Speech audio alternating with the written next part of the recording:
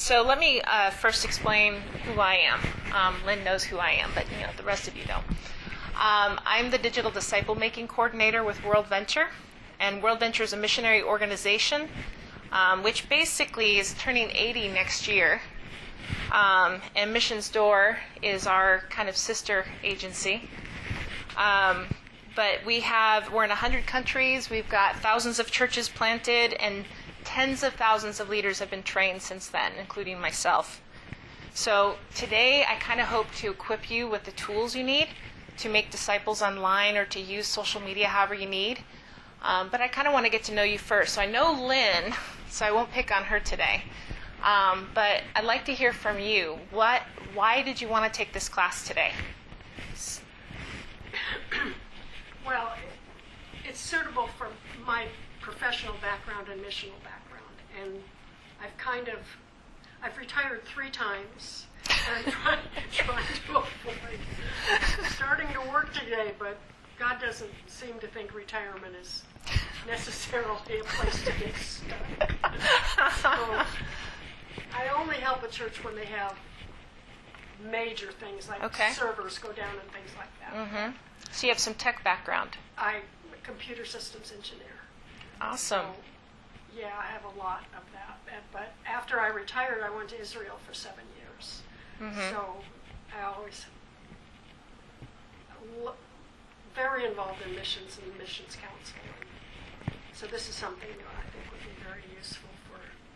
Yes, it will be. I think you're going to find a lot of use out of it. And feel free to pepper me with questions on that. So you're currently sort of retired, but not with any organization. Well, I've been on our missions council for 25 years. Okay. What church? Or you don't have to say. Well, okay. Had a couple of names. Got it. Okay. Sure. Awesome. Other than when I was actually out of the country as a missionary. Awesome. What country? Israel. Israel, nice. I have a friend who went there on a medical mission just recently, so I'm proud of her on that one. What about you? My name is Jessie. I'm a member of the Grove. I'm in chapter 2 of my adulthood. What I mean by that is I have raised my children, and I said, now what do I do? And so I enrolled in our beautiful Justice College. I am last year I was the only midlife adult enrolled at Justice College. So I'm currently on mission amongst 20-year-olds right here on our campus. And social media is where they're at. And so this is why I'm sitting here. Awesome. Anything you want to add, Lynn? No, my background's event management. Okay. And now I'm working for Missions Door, a smaller agency, but I don't think Missions Door does it well, or very little. And so, awesome. I can help them and get hope. Great. You can, just like I'll extend to any of you here today, you guys can also contact me anytime you have questions, anytime, by email, by social media. Once people take these kind of classes with me, I'm there to support them, which means sometimes you get peppered with questions on private message. But, all right, so let's talk about social media a bit more. So the future of churches before the pandemic hit was they used to predict that it was going to be all online. And I wasn't sure if I quite agreed with that prediction, but I could see why they thought it was going to go that way. But then the pandemic hit, and so then the predictions came back out again that it's hybrid. So my theory with that is because meaning that we were all content with the all online until we missed the fellowship. And then they predicted the hybrid, and I believe hybrid is actually more realistic. So hybrid simply means it's not instead of. So social media, online campuses, they work in tandem with in-person church. So, but then they meet together like at events and things. So it's kind of weaving in and out. So when you're thinking about helping a church with social media, what you really want to do is think about what kind of online events you can do that you can help a church with. And I can tell you, churches don't have enough help with that. Most churches can barely run their online social media stuff. They can barely get everything out. And other churches are just popping out, here's an event coming up. So basically having some online events, streaming, Zoom, and all that's going to be the future. As well as, yes, Meta is a thing, and VR is a thing. VR is still at the baby stage, but there are VR churches, one in California, and there's one called VR Church that is run by DJ Soto. And both are doing very well. There's also online Bible studies in virtual reality. And so it is a thing, but whether or not it will... just started online celebrate recovery stuff. Sweet. Too, so. Online as Zoom or on Zoom, yeah. Zoom done well will actually is fantastic. If you don't do Zoom well, it's not gonna do well. People are not gonna want to come. So there's an art to it. So missionaries, some missionaries need to learn how to be good videographers, good graphic makers, good speakers. They need to be good at everything because they're a one-man show. And churches, basically the pastors are running the social media plus 100 other things, or it's the church secretary doing it, unless you're lucky enough, like the Grove probably has a staff. But most churches, it's basically everyone's trying to juggle everything. So let's take a look at this here. This is a map that I created. This is a Joshua Project Unreached People Group map overlaid over a 2017 Facebook heat map. And as you can see, people in your churches have access. Mission Store has access. And I will tell you that when I was, we're a mission org, it says it's a mission org, and yet that doesn't stop a Muslim from contacting us and saying, I want to know more, even though we're a mission org. So you have access to the same people your missionaries do. So with many of your people in your churches on Facebook, here's the challenge. How do we move people from just merely kind of being bored on Facebook to partnering with the missionary organization and reaching people, training them? I mean, think of it. If you trained your people in your church to learn another language or use Google Translate for online, you can join groups with people from India. We just had one person, one of our global workers put an ad on a Facebook page for her child safety course and targeted India. Guess what? She did a child safety course to pastors in India using Zoom. So she now does a child safety course in Kenya via Zoom because she did the same thing. She did an ad on Facebook pages targeting that group. So if you trained your church people to actually reach these people, to join these Facebook groups, then just think about the fact that you can actually send them to the places where they're reaching to join a missionary to meet these people in person that they only knew online. So one of the things that, I basically lost my place, but one of the things that I talk about when we think about Scripture, because normally I talk to people who are, kind of against social media. So when we look at numbers on social media, it can get pretty discouraging. Like one of my Bible studies online Bible studies with the home church I'm with, has typically about 7 to 8 people join. But Zoom is actually meant for small groups. It's not meant to be big. It's meant to foster relationships. So when you think about the numbers, when you're looking at your social media and you're looking at your page and you're thinking, oh, look, there's about, we had 15 people join for prayer. Or last week it was only 5. You can't think of the numbers as a lesser thing. You've got to think of Matthew 18, 13 through 14. So does anyone have a Bible app with you? Didn't know I'd call you out on it, did you?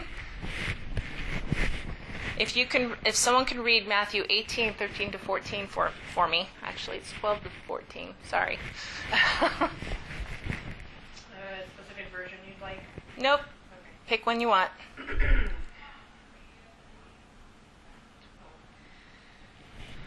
Okay. What do you think? If a man has 100 sheep and one of them has gone astray, that's where we're at, right? Yep, that's the one. Does he not leave the 99 on the mountains and go in search of the one that went astray? And if he finds it, truly I say to you, he rejoices over it more than over the 99 that never went astray. So it is not the will of my Father who is in heaven that one of these little ones should perish. Exactly.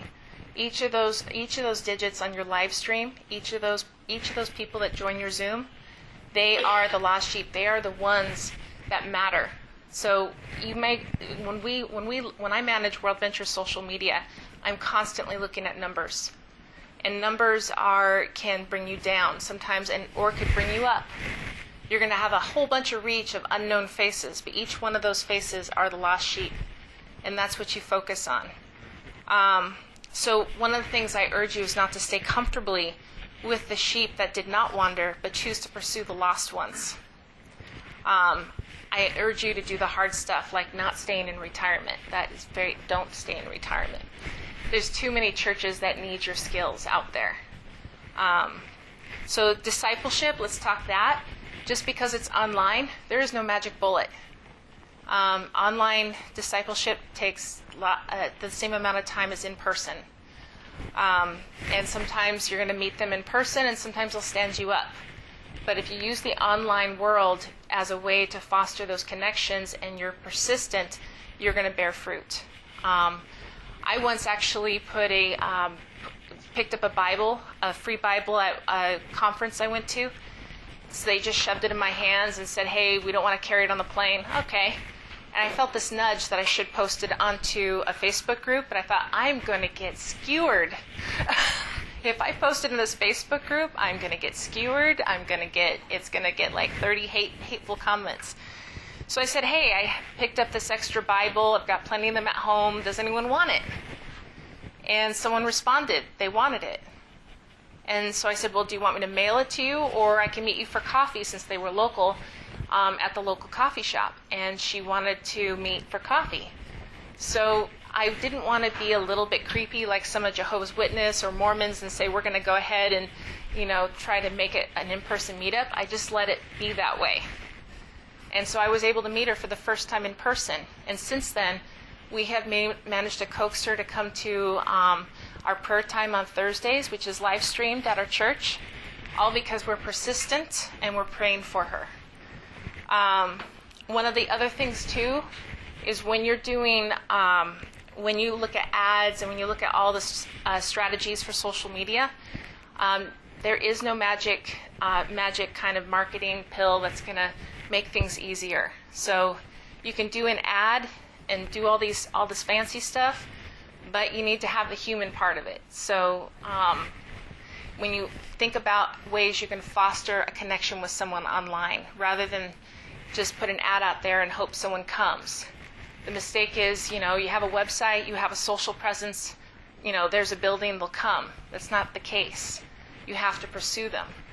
So to get beyond the like means basically changing our attitude, changing our social media habits, and stepping into the unknown to do in doing the hard work. So let's talk a little bit, since all of you are you're into partner development though, and I haven't met you yet, so real brief, tell me about yourself. My name is Steven. I'm a software developer, volunteer with New Generations, and also trying to do disciple making locally. Awesome. Yes.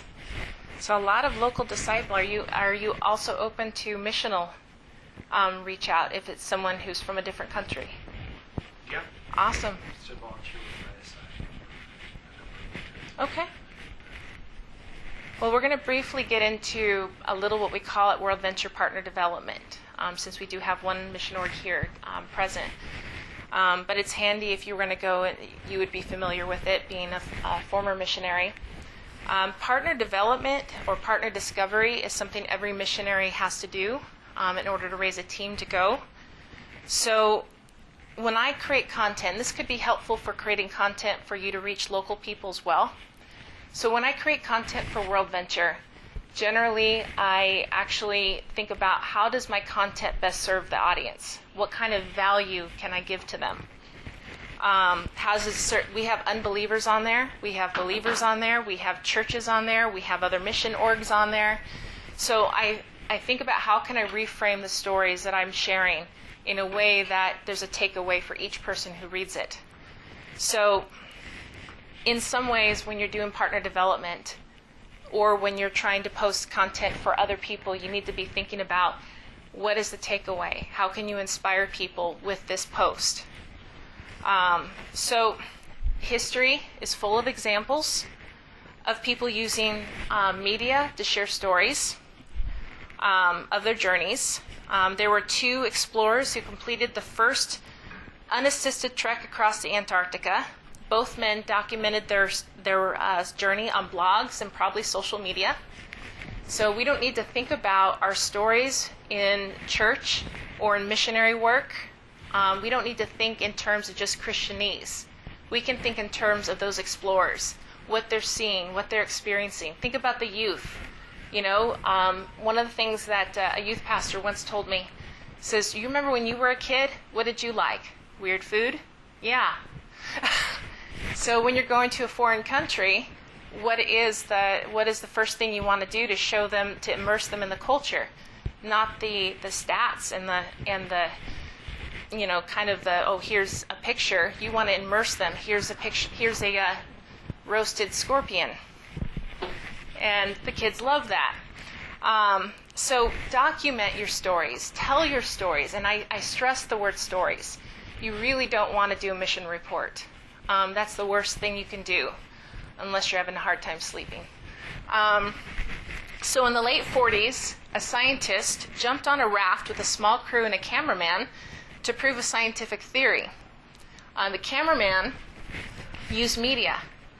And during that time, that was the only thing it had, is this little tape thing that they had to load. And they created a successful movie and a book out of that journey after he made history. And later on, it became a brand new movie recently called Kon-Tiki. So if you ever want to know how to raise funds, watch that movie. It's a really good movie for that. But he documented all the fish. He documented all the things that happened in the journey. Even the book, the writing, the story was interesting, no matter how old the language was. So Amy Carmichael, you guys are all familiar with her? Okay, so Amy Carmichael wrote Mimosa. She has a way of writing, and I'm not into the missionary history as some of my colleagues are so much. I'm still learning on that. I didn't grow up in a church, so to speak, so in that kind of background.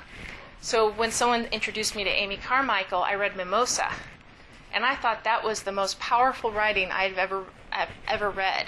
And I thought, what if our missionaries told their stories? What if our church people told stories like that on social media about the things that God is doing? So one of the interesting things, and there's a book called Pioneers, and this is where the story comes from. This is Edward Shackleton's lifeboats.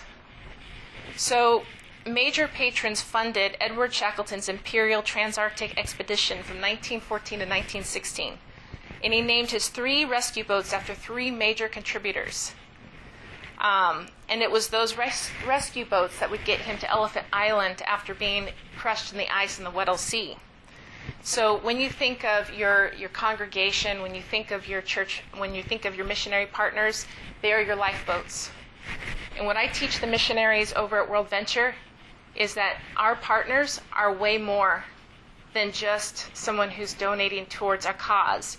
They are part of our team. And they deserve a lot better content. So I also teach them that missionaries can help build the church, the local church, the Grove, your local church, yours.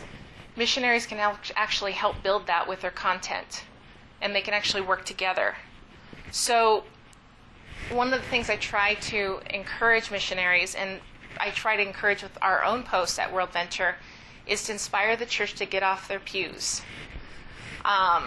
Because how can we, when you're looking at a post, you want to look at it, the content you've gotten. You want to reframe it into a nice 1 to 2 paragraph story that can be engaging, that could inspire, that could make them think about doing something different with their lives. And over time, I can tell you it does work. People start to be inspired to move and do something, but it takes time to foster that connection. I do have some helpful tips.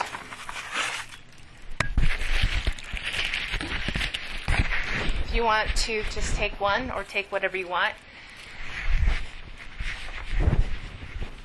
What this is these on the back are just 4 examples of recommended sites.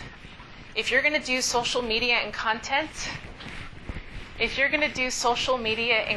for your church or a church or your mission org or as a missionary, basically what you need to do is you need to think more strategically. So on the back of this postcard, there are 2 Christian marketing sites with the QR code, and there's 2 secular marketing sites. And what that means is when you're looking at creating content for your org, for your church, for yourself, you want to study what the secular world is doing, and you want to study what the Christian people are doing. The problem what I see is that people tend to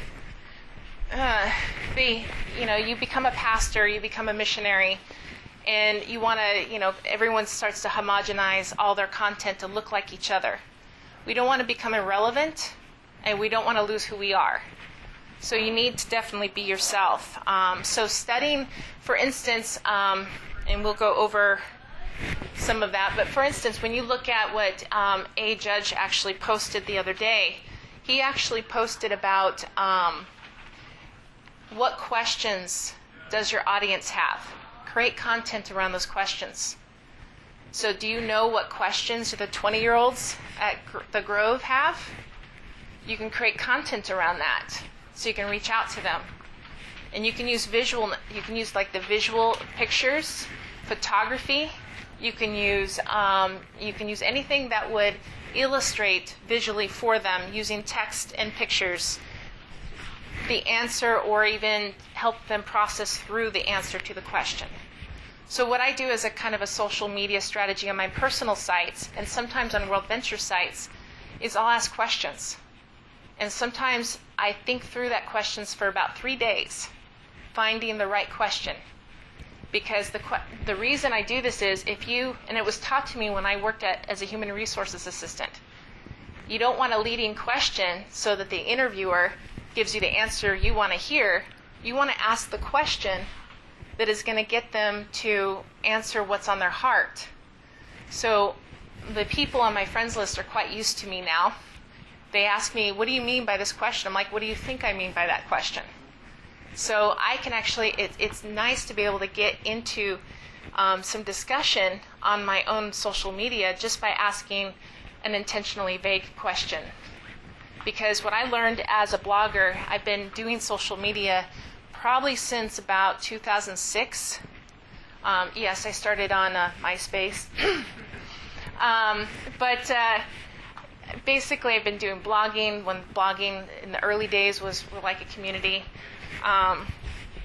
And in watching all this, watching how social media has evolved, we still want that connection. So creating content that people can relate to is incredibly important, especially as an org. If you're an organization, you need to be like a human. You need to answer like a human. But as an org, you're going to use the we and the us when you're talking, unless you're going to put initials on. If you're go ahead. So I see your questions. Yeah. And people do respond. Because I read them and I go, oh, interesting, but I don't. Yeah, on my personal profile, it depends on what it is. So like on the page, sometimes we'll get a whole bunch of answers. But on the group, we might get some answers, we might not. Maybe the page will be Ghost Town, the group will get some answers. On my personal profile, I get some answers, and sometimes I get a private message or two. So if you invite them to respond in private message, that will give them a sense of privacy. See, what they were predicting a couple years ago, and it's still true today, is the future of social is private, which means you'll notice that the groups have become more elevated. It gives the illusion that they're semi-private in that group when it's actually quite public. Your text messaging, your Zoom conferencing, all of those are a similar way of being private. So if you want to encourage them to privately respond, you can do it that way.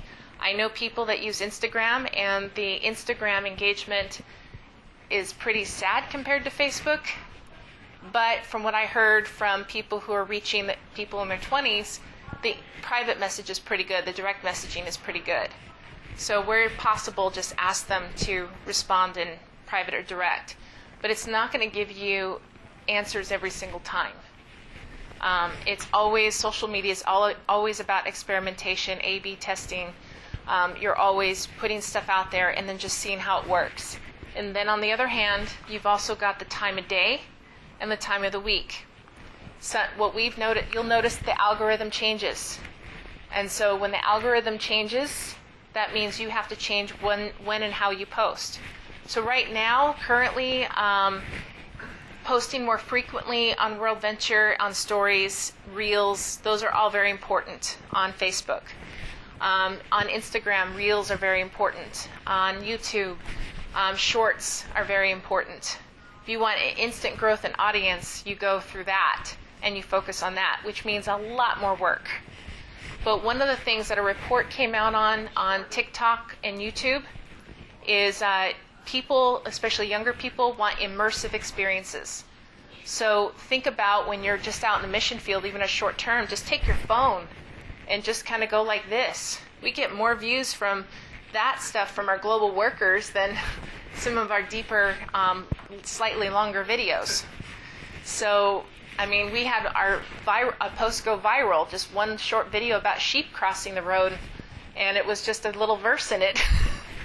And all we used was one of our people who are located back east, and we actually I just re-edited the video into a vertical format and put our logo in there and put a verse about sheep. And that went viral. My phone was exploding. I'm like, wow, that was kind of fun. Let's do it again. So it's fostering the connections. So you have to be patient through it all. The results I've gotten with digital ministry didn't come because, boom, I put something out there. It came with a couple years of just persisting. So I'll skip that. Let's talk about email. Email communication, still very important. Remember, email and social media and Zoom video conferencing and all that, they're all going to get a different audience.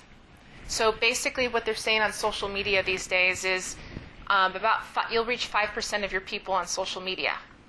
And a secular marketer said if you repeat the post a different way, reword it, it'll reach the next 5% of your audience. But remember that some people will still see that same announcement. But his marketing research has actually suggested that the people who saw the first post won't see the second post. So it's because of the algorithm. So your blog, your websites, your social media, all of that are going to get a different audience. So email is very important. And how you choose an email service, the data, the insights, will tell you everything you need to know about a person and what content you should create. If your data of an email service that you get is not accurate, and you can test it on another email service, you can send if you sent something from MailChimp to yourself at another email, you can open and click and then take a look at the insights to test it. You can do that with any email service, and before you decide you want to go ahead and invest the time in setting it up. But getting an email service is really important because the data will tell you if it's ending up in spam, junk, or promotional. And just remember that your subject headlines are key. That's where the money is, so to speak. I don't know about you, but I've got like hundreds of thousands of emails in my other 2 or 3 email accounts that I have for various purposes. And the headline is about is the thing that will make me open an email. But if it's a boring headline, I'm not going to open it. So I figured I'll just scroll through it because I'm going really fast trying to find the important stuff that I usually get in that email account. So the reason to get an email service, subscribers manage their own versus copying and pasting and forgetting to take out John Brown's name off of the email list and having him get mad at you because he got it again. But having them manage their own subscriber preferences is key, as well as you have a choice between a fancy template or plain text. And if you're raising funds, the plain text one is good to use once in a while. But again, it depends on your audience. Another thing, kind of a neat thing to use in email is you don't need to press send to everybody on your email list. You can segment that list. So if she has Celebrate Recovery on one email section or text section, depending what they prefer for email for communication, she can segment to only the Celebrate Recovery list. And I have our virtual events coordinator at my sending church actually does this, where she takes the MailChimp and she has a segment for her video Bible study where people join by Zoom, and then she's got a segment for people who joined who just wanted a recording. And she sends the pastor's sermon with some text and some questions so she can engage by email and she doesn't lose that engagement. One of the reasons why we had a registration for our online events, meaning when we use Zoom, is we use Eventbrite, which is another social media network. And we can capture a whole bunch of emails from that to put to our email list if they're local. And we can use that to also engage with people who may not be believers and may not be ready yet for what we call in-person, but it's video conferencing. So segmenting is very, very nice, and the integration with MailChimp or other email services with your website and stuff, that's very handy. And that is beyond me, so don't ask me about that because that's a whole web development thing. So let's talk about content. Social media is about serving others. That's the most important thing. Even at World Venture, our social media is set up to serve others. Our personal social media should be about serving others. So in this case, if you're only going on there to lurk, you need to figure out how are you going to engage with people. So there's a couple different types of engagement. There is what I call indirect or passive discipleship and direct discipleship. And what it means is your status is indirect. And when you post a status on there, you have to be thinking about all your friends. That's to keep you out of trouble too, because if you post something that wasn't really about the conversation you had with your friend yesterday, but it was about something else, but your friend's going to interpret it that way. So you have to be thinking about the wording of your social media posts very carefully, but also because it's not about you. So you've got to be thinking about how will your people be responding to this post, and that counts for an organization too.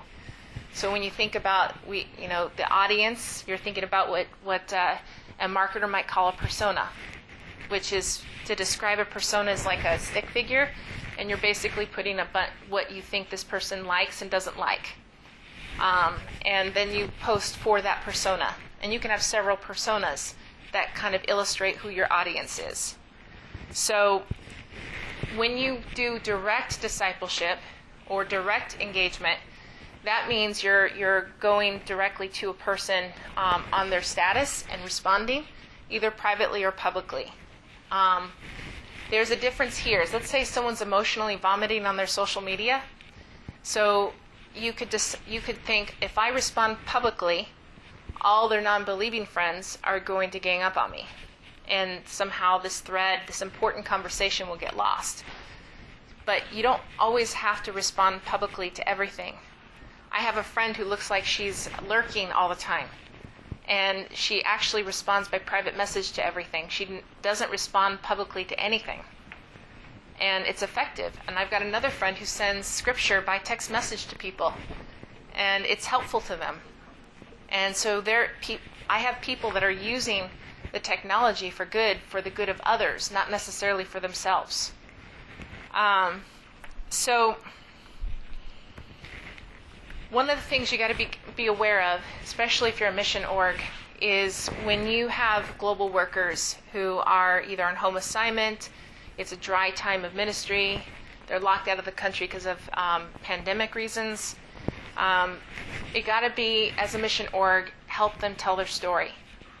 And so I have permission to share this from the person, but just not the name. One global worker had lost a large support because of the fact that they ran out of stories to tell. They weren't doing ministry, they were home-based. And so what I teach the missionaries, and what you can teach your own missionaries, is to reframe the story. When you're doing when you're trying to share the stories of what you're doing to justify you being there, what you want to do is think about the fact that your partners, your congregations, it's a two-way relationship. You're ministering to them, and they're ministering to you, and you're sharing the stories of what God is doing through you. And so you have to get creative.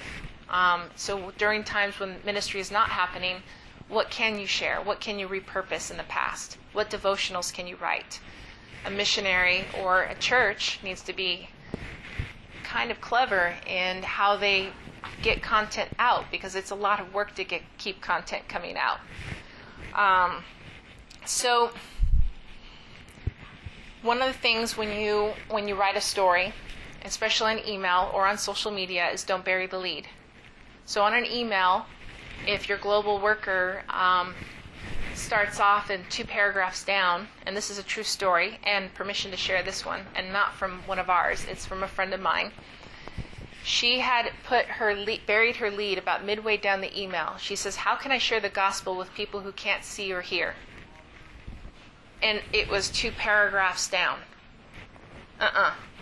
You put that at the top. You have to think of yourself when you're online, on social, or by email. You've got to think of yourself as a journalist. You got to think of yourself as a feature writer. Look at the New York Times. Look at National Geographic. Look at their examples and mimic that. And so you move that up to the top. Another thing to be aware of when things are hard at church, or when things are hard as a missionary, is the whining.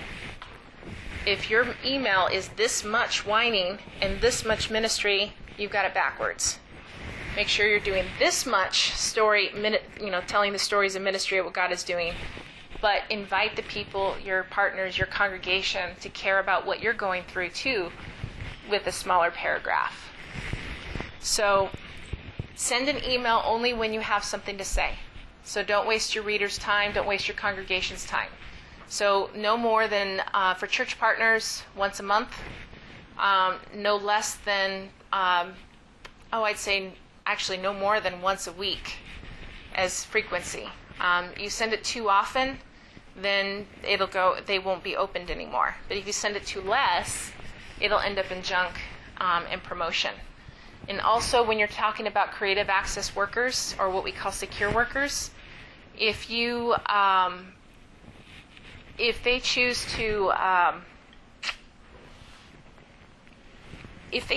to send out an email that is going to explain everything that they're doing, where they're located, make sure they know to hide real names. Make sure they know to kind of hide key places and reframe the story where they can get away with being a little vague. Because it doesn't matter if an email service says they're secure. It doesn't matter if your group is set to private and not searchable on Facebook. It doesn't matter if your Instagram is locked to private. I have the ability, as well as anyone else, to go in there and actually snip with the computer or screenshot with my phone anyone's stuff and share it. Not that I would. I always abide by privacy. But we have church, you could have a church person who's very enthusiastic about what you're doing and then mistakenly screenshot that to share with 50 of their closest friends on Facebook. So always just count on them doing that and make the changes. Be yourself on social media. Always be authentic, be yourself. Don't homogenize it. Don't look like you're like every other pastor, missionary, church person out there. Be real, but be discerning. Be careful putting stuff out there that is controversial. You can be boycotted as a missionary if you post something that someone disagrees with, or you will only reach one side of the political party if you post something too controversial. And you kind of want to reach both parts. So unity would be key. Here's the trends from 2022. So imperfect life, meaning your missionaries, your church congregation photos, they don't have to be state-of-the-art photography, beautiful. They can be a cell phone picture. We were able to raise some much-needed funds for Afghan refugees just by cell phone pictures, because that's all we could get, and that's good. It's authentic. People are tired of glossy, but don't shy away from glossy. Glossy is pretty. Photography is still popular online, but remember to be real. Here on this particular point here, it needs to give value, like I said. So make sure that your post, like I've talked about, gives value and purpose. Help them be creative. Help them talk. Basically, help them nurture their creative impulses. Show them limitless possibilities. We have someone who wants to go with a mission org, but she's not ready yet. So it's like, come on, let's say what's limiting you. If you want to go, what's stopping you? If you want to serve, what's stopping you? So this is an example, a real life example of what happened when someone got sick. With this particular, when you see a post on your social media from any of your congregation members, or even if you're a missionary, even a missionary could do this, e-gift cards. You can surprise someone in their email by text message, and you can send them a gift card if they've just emotionally vomited online. I mean, that is the best thing in the world, is to receive that kind of stuff. So there's a couple other creative connections, and we'll talk about that. But here's the main reasons for using social media. Basically, keeping in touch with friends and family, so become their friend. So they want to go to your social media. The next thing is filling spare time. Great time to disciple someone when they're bored. Reading news stories. Think about your church. Think about your missionaries. Think about how you can retell and reframe the stories. Most use social media platform. I know some people hate Facebook. Sorry, but it's still the top dog. I would recommend every missionary or church have at least Facebook plus a few others. But go where your audience is. So on this, YouTube is second. Instagram is right there. Now this was January. TikTok has moved up. Last report, TikTok and Instagram are neck and neck.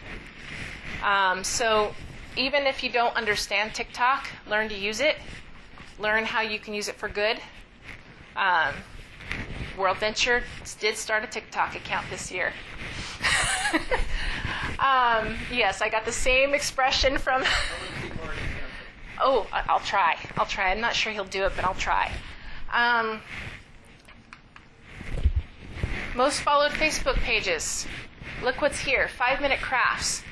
Your missionaries who have to live on a shoestring budget can create a 5-minute craft video to help a rural Arizona church with VBS, or a Sunday school class at another church, by creating craft ideas or curriculum ideas that they can copy.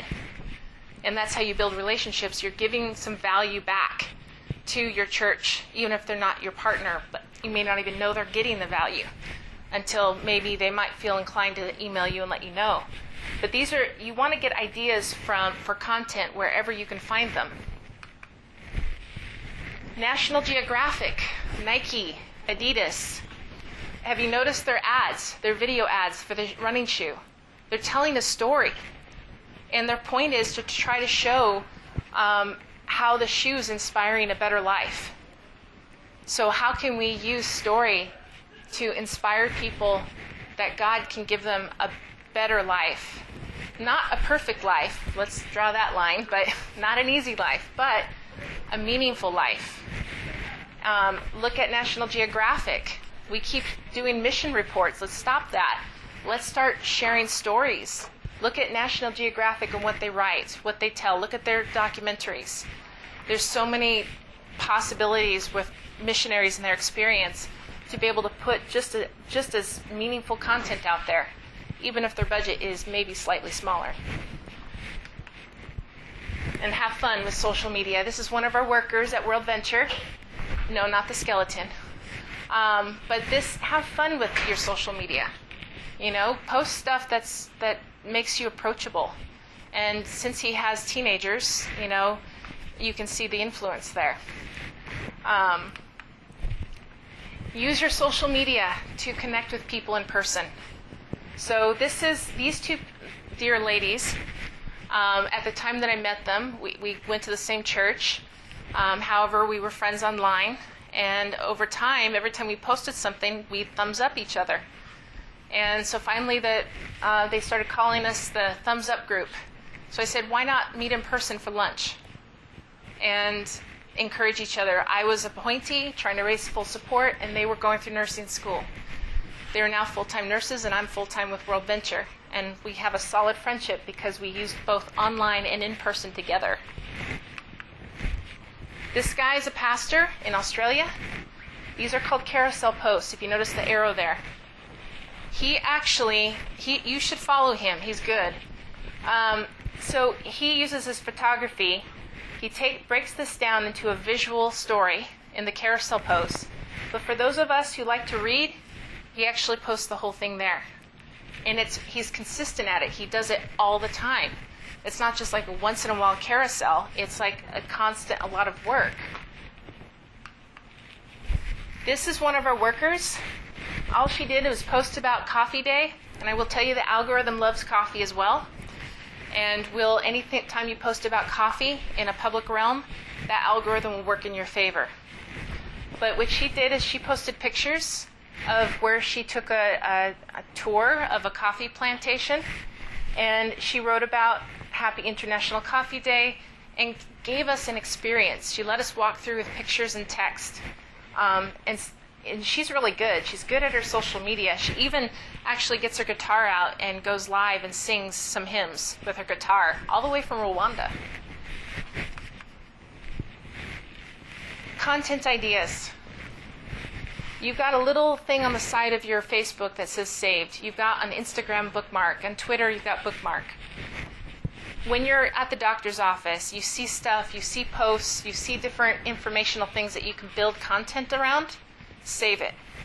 That way, when you sit down and plan your content for your org, you can actually go through it and then reframe it and get the posts all scheduled. This is my secret power. I go on Facebook and I actually save all the posts I see from global workers, and then the next work day, I sit down and I schedule out all the content.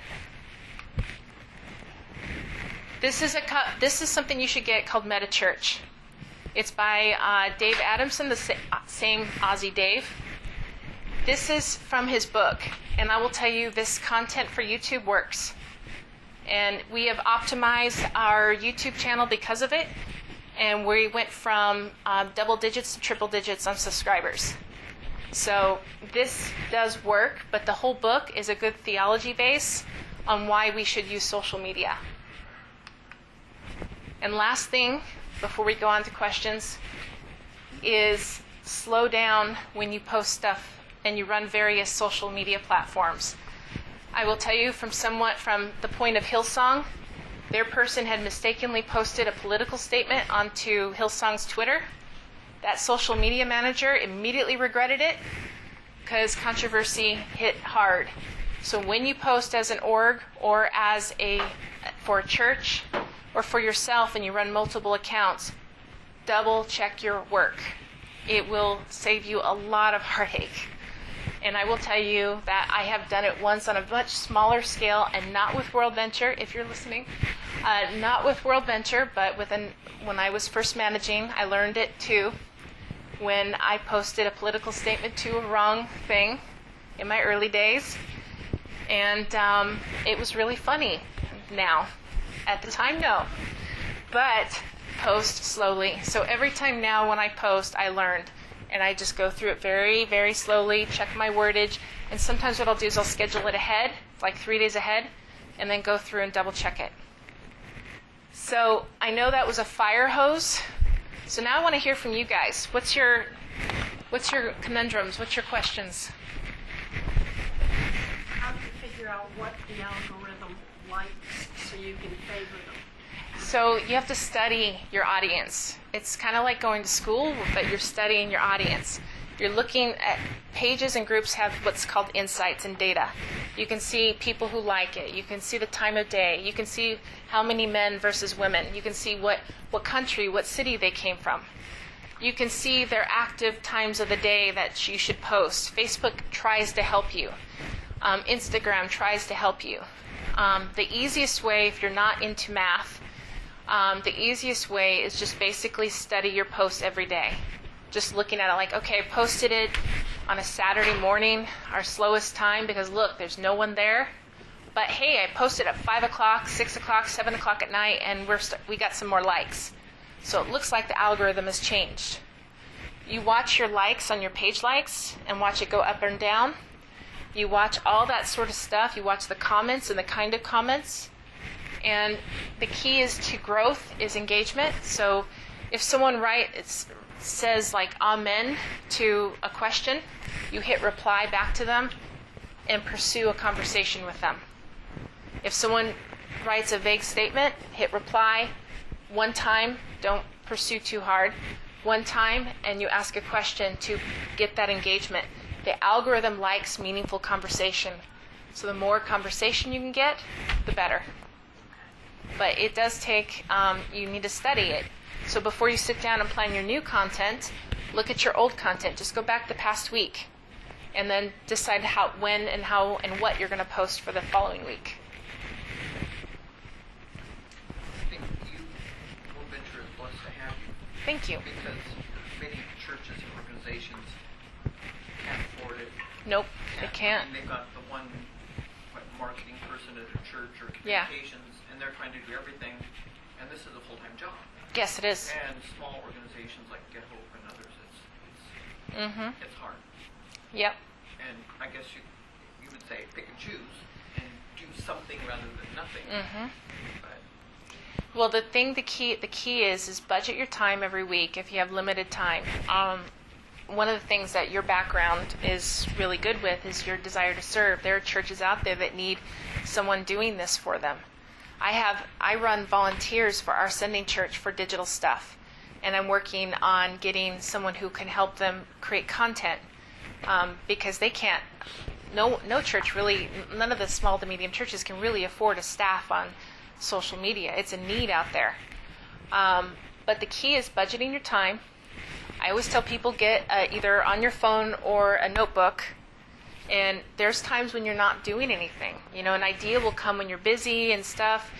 Write down your ideas, but don't worry about fleshing it out. Just write it down. Use the save thing on saving content. And then sit down once a week.